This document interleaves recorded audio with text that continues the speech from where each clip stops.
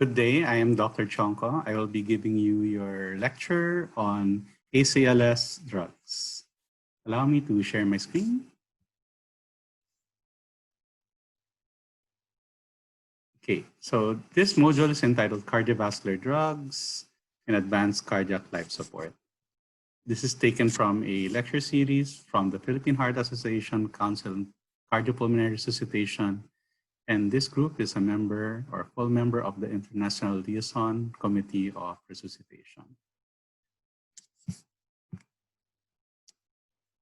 Okay, so IV access, agents for cardiac arrest, agents for shock, heart failure, and pulmonary edema, antiarrhythmic drugs for tachycardia, bradycardia, and miscellaneous will all comprise our topics as outlined over here. Now, during cardiac arrest, drug intervention, remember, is only secondary to other interventions. So in this case, circulation is key or primary, and drugs will be secondary or helpful after circulation is established. So cardiopulmonary resuscitation, remember, these are important principles. For intravenous access, remember that there are two types of access, central line and peripheral line. For central line, examples of these will be your subclavian vein, catheterization or accessing the internal jugular vein. And by doing so, there will be less interruption or rather, this needs interruption rather.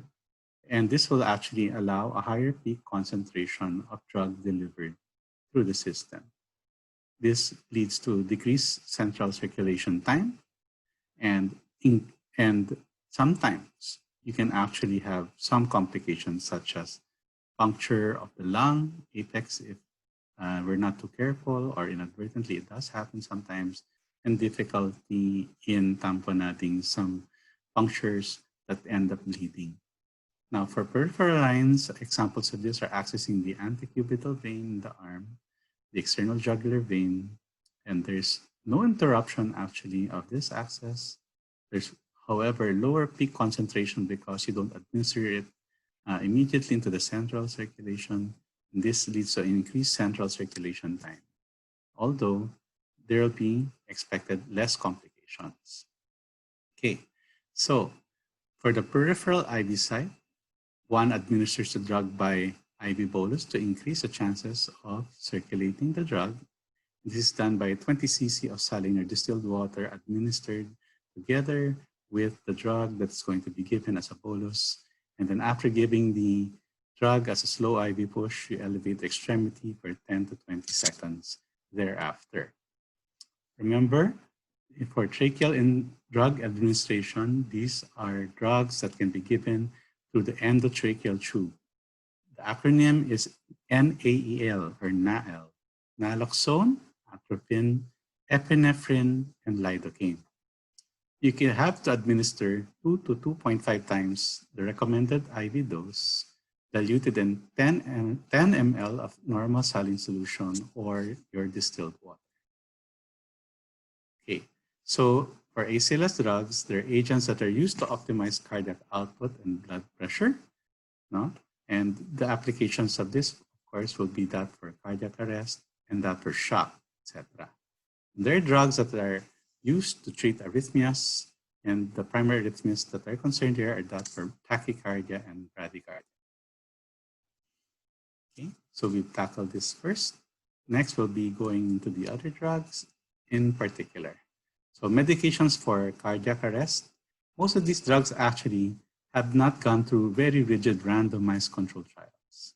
Some trials or observational trials over time have shown that they are effective though. One example is your epinephrine.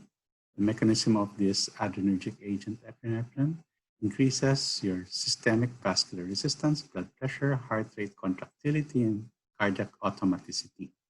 It increases blood flow to your heart and brain, AV conduction velocity. It is also an alpha adrenergic that can increase coronary and cerebral perfusion pressure during CPR. And beta adrenergic effects may increase myocardial work and reduce subendocardial perfusion. Higher rates of pre-hospital return of spontaneous circulation, And higher rates of survival to hospital administration are observed with epinephrine. There are no observed differences in survival to hospital discharge or good neurologic outcome. And this last note might actually be born of other factors too that contribute to such a thing. Now, you can give this epinephrine ASAP for non-shockable rhythms. You do give them ASAP and as soon as feasible during your CPR. There's insufficient evidence for patients with shockable rhythm because defibrillation is key or paramount to be administered. We recommend to give epinephrine as soon as feasible. How do you give your epinephrine? That's 1 milligram IV bolus every 3 to 5 minutes. In reality, we give it every 3 minutes. Now you'll realize that during a code, 5 minutes is a very long time. And every 3 minutes, we have to reassess. Do not administer in the same IV line as your sodium bicarb because of the drug-to-drug interaction. Okay, agents used for shock. Incidentally, we have your norepinephrine. Mechanism of action, naturally occurring potent vasoconstrictor and inotropic agent, and usually induces your renal and splanchnic vasoconstriction. Okay, we favor this because it actually tightens your blood vessels more than it actually is an inotrope.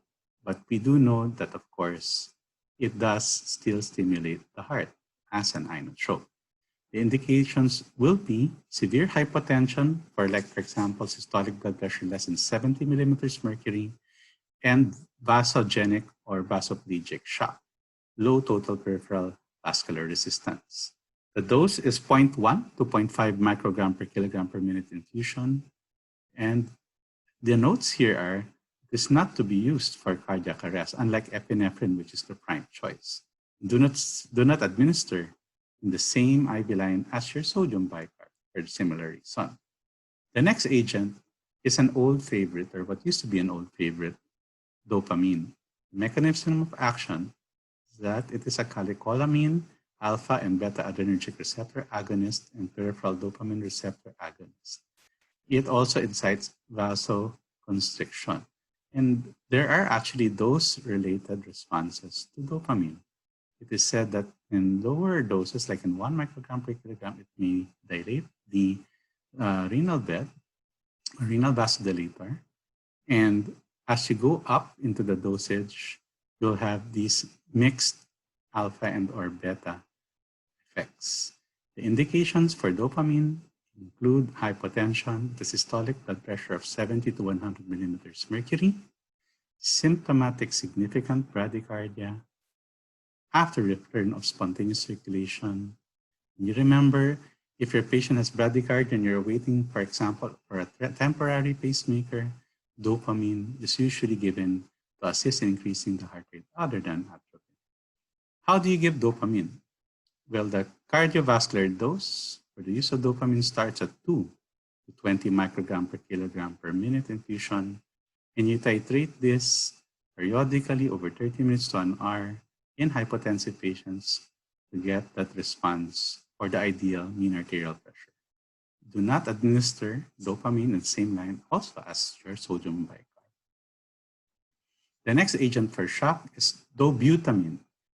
The mechanism of action of dobutamine is a synthetic sympathomimetic amine with positive inotropic action and minimal positive chronotropic activity at lower doses, like 2.5 microgram per kilogram per minute, but moderate chronotropic activity occurs at higher doses. The indications are severe systolic heart failure with a systolic blood pressure of 70 to 100 millimeters mercury. In reality, or in clinical practice, we don't usually give dobutamine if the systolic blood pressure is less than 80 millimeters mercury. We usually start with noradrenaline or norepinephrine, and then we overlap also dobutamine as an IV infusion. If you give dobutamine, which is the drug of choice or the inotropic of choice for systolic heart failure, HFrEF, or a heart that is unable to pump efficiently because of decreased cardiac contractility, the dose is 2 to 20 micrograms per kilogram per minute. And please note, there's vasodilating activity precludes its use when a vasoconstrictor effect is required. And I think we have covered that in that discussion we had a little while ago. Do not administer your dobutamine in the same IV line as sodium bicarbonate. Okay, so we have buffers such as your sodium bicarbonate. Remember that little data indicates that therapy with buffers improves outcomes. They do not improve ability to defibrillate or improve survival rates in animals. They can compromise coronary perfusion pressure, may cause adverse effects due to extracellular alkalosis, includes shifting of the oxyhemoglobin saturation curve, and may induce hyperosmolality and hypernatremia. They can produce carbon dioxide and may inactivate simultaneously administered catecholamine. Now, having said all these caveats for the use of sodium bicarbonate in certain patients with shock, it is said, therefore, that it is not routine to use your sodium bicarbonate in codes or in most or if not all types of shock. Okay, so for sodium bicarbonate, the mechanism of action is it reverses acidosis caused by global hypoperfusion, and it is the best treatment of acidemia in cardiac arrest. That will be your CPR. So again, CPR is your prime directive in cardiac arrest. Now, as you do improve your circulation or try to establish your circulation, then of course, you'll be able to address that acidemia. Now, the indications for sodium bicarbonate include life-threatening hyperkalemia, tricyclic or phenobarbital overdose, patients with pre-existing metabolic acidosis. The dose is at 1 mg per kilogram, very slow IV push. Okay, an agent used for heart failure or pulmonary edema, our favorite for decongesting a patient, is the diuretic furosemide. Mechanism of action, of course, generally a potent diuretic, direct venodilating effect in patients with acute pulmonary edema. It decreases the systemic venous return, decreases the heart size, decongests the lungs, no? And it's a transient vasoconstrictor effect when heart failure is chronic. The onset of vascular effect is within 5 minutes. The dose, if you will give furosemide, is 0.5 to 1 milligram per kilogram IV injected slowly. Some people give 40 to 80 milligrams furosemide generally, but the book tells us, or the references tell us to give this dose range as we had mentioned. Okay, so IV access agents for cardiac arrest, for the different conditions, and that for tachycardia. Now, for tachycardia, one of the favorite medicines would be your adenosine. The mechanism of action is it depresses AV node and sinus node activity. The half-life is less than 5 seconds as it is degraded in the blood and periphery by blood esterases very rapidly. Indications can be used if supraventricular tachycardia is suspected. Recommended in the initial diagnosis and treatment of stable, undifferentiated, regular monomorphic, wide complex tachycardia. So these are the new options in the red. How do you give your adenosine? Well, you can give it at 6 milligrams rapid IV push in 2 to 3 seconds, followed by a 20 ml saline flush. And if your patient still warrants another dose, you can give a second dose, double that at 12 milligrams after 1 to 2 minutes, followed by the flush. And we give a third dose of 12 milligrams, and if still no response after 1 minute, you can actually give another dose and try to access more proximately, like the antecubital vein or more centrally. There seems to be no ceiling dose for adenosine, but of course, this relatively expensive drug has to make us think after 2 or 3 doses that we might have to change our plan of action in terminating this tachycardia. Calcium channel blockers, the mechanism of action is to slow conduction and increase your refractoriness in the AV node. They may also control ventricular response rate in patients with atrial fibrillation, flutter, or multifocal atrial tachycardia. They can induce systemic vasodilatation like your dihydropyridines more than your non-dihydropyridines, whereas your non-dihydropyridines like your verapamil and diltiazem have negative inotropic effect.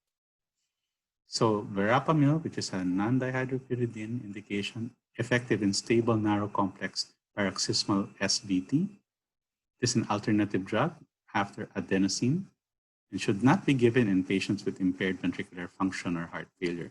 So if you see that your patient's ejection fraction is less than 40% and or your patient has overt heart failure, you should not give your verapamil. Likewise, if your blood pressure is hypotensive, your patient is hypotensive, you also do not want to give this depressant or cardiac depressant verapamil. How do you give verapamil if it is indicated? A 2.5 to 5 milligrams slow IV push given in 20 minutes, administered every 15 to 30 minutes to a max dose of 20 milligrams total. Other agents for your tachycardia include your beta blockers, indications, class 1 in heart attacks or acute coronary syndrome, to convert to sinus or to slow ventricular response or both, such as your AF or flutter, multifocal atrial tachycardia, and reentrant supraventricular tachycardia. Your second line choices after adenosine. So please remember, if adenosine is not available, beta blockers can also be given to control your tachycardia. Labetalol is recommended for emergency antihypertensive therapy for hemorrhagic and acute ischemic stroke. Remember that your labetalol is an example of a beta with an alpha component or blocking. Contraindications, hemodynamic instability, second and third degree AV block, asthma, cocaine-induced acute coronary syndrome. Beta blockers, they include, for example, your labetalol and esmolol. As we had mentioned, labetalol can be given at 10 milligrams IV push in 1 to 2 minutes and may be repeated or doubled every 10 minutes to a maximum dose of 150 milligrams. Or the same initial bolus, then infusion at 2 to 8 milligrams per minute. In the Philippines, labetalol is quite uncommon to be found, can be very challenging to give in terms of its access or availability. One that is more available locally is your esmolol. The dose is at 0.5 milligram per kilogram loading dose over 1 minute, followed by 0.05 to 0.2 milligram per kilogram per minute maintenance infusion. The wonders of esmolol, of course, is that it has fast onset and offset kinetics, allowing it to be a versatile or flexible beta blocker to be used in terms of titration. Amiodarone can be used for tachycardia. It's a class 3 antiarrhythmic and affects the sodium, potassium, and calcium channels as well as alpha and beta adrenergic blocking properties. So please remember, it is not only a potassium channel blocker. It prolongs action potential duration, refractory period, decreases your AV node conduction, and sinus node function. Indications, after the third defibrillation in epinephrine cardiac arrest, with persistent pulses VT or ventricular fibrillation, or in patients with stable or unstable VT. Number 2, ventricular rate control of rapid atrial arrhythmias in severely impaired left ventricular function. And number 3, adjunct to electrical cardioversion in refractory paroxysmal SVTs, atrial tachycardia, and pharmacologic cardioversion of atrial fibrillation. The side effects of acute amiodarone use or adverse effects of acute amiodarone use can be related to hypotension and bradycardia, for which you might want to stop, of course, further doses of amiodarone. The chronic effects of amiodarone are discussed elsewhere. The dose for amiodarone, number 1, stable VT with pulse. You can give 150 milligrams IV over 10 minutes, slow IV push, followed by 900 milligrams infusion in 24 hours by IV. So in patients with ventricular tachycardia, it's expected to reach around 1,000 milligrams in 24 hours. And that starts by the 150 milligram IV infusion that we had mentioned a while ago. Now, if your patient has had pulses VT or VF, you need the larger dose at 300 milligrams IV push. That is given when? On the third defibrillation. So After CPR, the defibrillate, CPR, and then you rhythm check, you go to that cycle, and on the third cycle, you still have this positive VT or VF or recurrence. Then you can give this 300 milligrams IV push, then 150 milligrams IV, second dose if needed after another 2 defibrillations. Now, lidocaine. Indications for lidocaine, this class 1E antiarrhythmic, will be for ventricular fibrillation or pulses VT that persist after defibrillation and administration of your epinephrine. Control of hemodynamically compromising PVCs. Please take note, not just regular PVCs, but hemodynamically compromising PVCs, hemodynamically stable VT, and is an alternative only if amiodarone is unavailable. If your patients have other difficulty in being given your amiodarone, lidocaine can be either a substitute or also on board because of their different mechanisms of action. If you give lidocaine, an initial bolus of 1 to 1.5 milligrams per kilo IV, additional bolus of 0.5 to 0.75 milligrams per kilogram can be given over 3 to 5 minutes for refractory VT or VF. Lidocaine has a delicate toxic to therapeutic balance. Routine use in acute myocardial infarction is not recommended. There's no proven short-term or long-term efficacy in cardiac arrest. And remember, the signs of lidocaine toxicity can involve muscle twitching or other forms of CNS toxicity, which include also your slurred speech.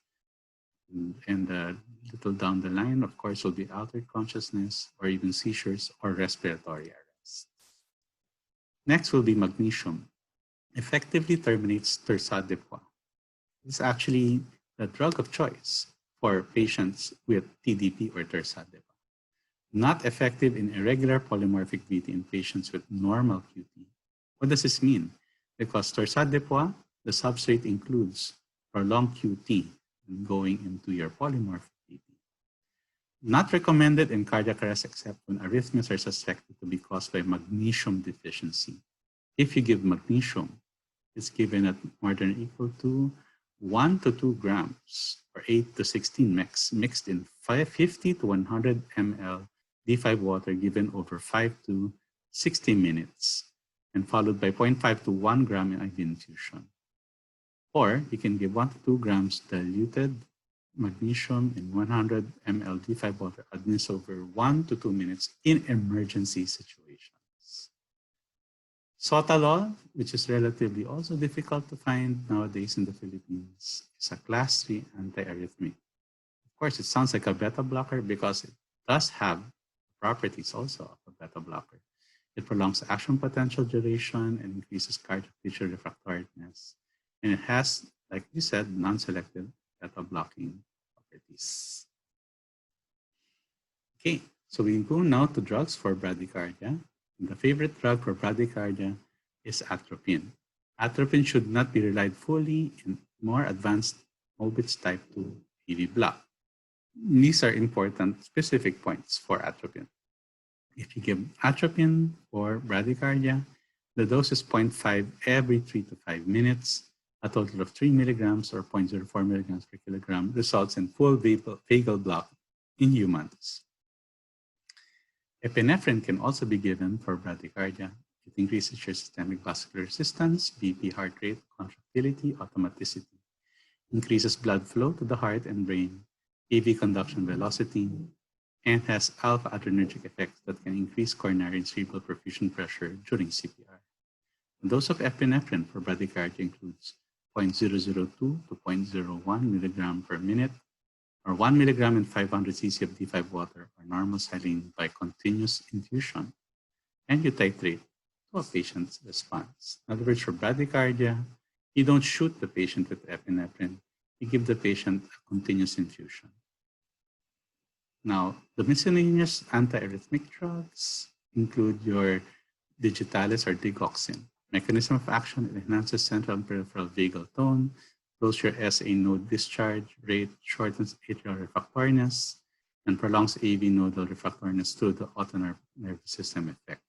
The peak effect is relatively slower after 1.5 to 3 hours and is less effective than adenosine, verapamil, or beta blockers. We usually give your digoxin in supraventricular tachycardias, which is your atrial fibrillation or flutter, to partially block the AV node so that ventricular conduction is not too fast. The dose is acute loading dose of 0.5 to 1 milligram IV or per arm, but usually IV. 0.004 to 0.006 milligrams per kilogram initially over 5 minutes, then 0.002 to 0.003 milligrams per kilo at 4 to 8 hour interval, and total of 0.008 to 0.012 milligram per kilogram divided to 8 to 16 hours. Technically, we can do this in terms of what is called rapid digitalization. But as you can see over here, this is the most common way of actually giving your digoxin in a safer manner. Okay, these are examples. Okay, I think we'll go on to the next slide now. Okay, hold on. Okay, remember that no antiarrhythmic drug is completely safe during pregnancy, but most are well tolerated and can be given with relatively lower risk. Close monitoring of serum concentration and patient response are to be done in patients who are pregnant, and drug therapy should be avoided during the first trimester of pregnancy if possible. So drug therapy meaning antiarrhythmics, and if it can be avoided, because tissue placental perfusion or placental perfusion might be impeded in some drugs, and of course the fetal effects of those drugs are very concerning. Drugs with the longest record of safety should be used as first-line therapy. Okay, so in pregnancy, lidocaine is generally well tolerated. Flecainide has been shown to be very effective in treating fetal supraventricular tachycardia. Beta blockers are generally well tolerated and can be used with relative safety in pregnancy. Recent data, and of course our OB gynae friends will agree, may cause intrauterine growth retardation if they are administered during the first trimester. And amiodarone has been reported to cause congenital abnormalities. You avoid amiodarone during the first trimester, and it's used only to treat life-threatening arrhythmias that fail to respond to other therapies. Remember that amiodarone is very much containing iodine. This may cause thyroid disorders in the fetus or in the child. Adenosine is generally safe to use in pregnancy. It's a drug of choice for acute termination of your maternal SVT. Digoxin has a long track record of treating your maternal and fetal arrhythmias and is one of the safest antiarrhythmics to use during pregnancy. But we do know the caveats, of course, with digoxin. This is a table that shows actually what seems to be relatively acceptable drugs in setting of tachycardia with pregnancy. And you can consider vagal maneuvers. You can give adenosine or DC cardioversion for acute conversion for paroxysmal SVT. And for prophylactic therapy, digoxin and metoprolol seem to be very well cited. Please remember, these are not hard and fast rules in the pregnant patient, and you need to discuss the risks and benefits of these drugs for each patient, depending on what trimester and for the case of the patient. Now, myth busters in ACLS interventions. Electrolyte therapies in arrest rhythms, such as magnesium. Magnesium is only for hypomagnesemia and for torsade de poids. Sodium bicarb buffers administration, you can give them in hyperkalemia, metabolic acidosis, and tricyclic antidepressant overdose. Fibrinolytics during CPR. What are fibrinolytics? You usually give them in stroke, or cardiac arrest. So in cardiac arrest with proven or suspected pulmonary embolism, those are other also considerations. And the routes of drug administration are through the IV, intraosseous, and also endotracheal. These are usually asked when you can give. In the ER or in the ICU, you can either give them to the IV or endotracheal tube. If you give, remember, in the endotracheal tube, make sure to dilute with water instead of normal saline, so as you don't cause lung injury or problems. And usually, there is a consideration of a relatively higher dilution in your endotracheal tube administration. So we recap A, B, C, D, E. The drugs for cardiac arrest and for VF and pulses VT. The drugs for bradycardia, tachycardia SVT, VT, and drugs for shock and drugs for pulmonary edema. Drugs for cardiac arrest, what are they? Epinephrine. Drugs for shock, norepinephrine, dopamine, dobutamine. Drugs for metabolic acidosis will be sodium bicarb. Drugs for pulmonary edema, you can give your loop diuretic or furosemide.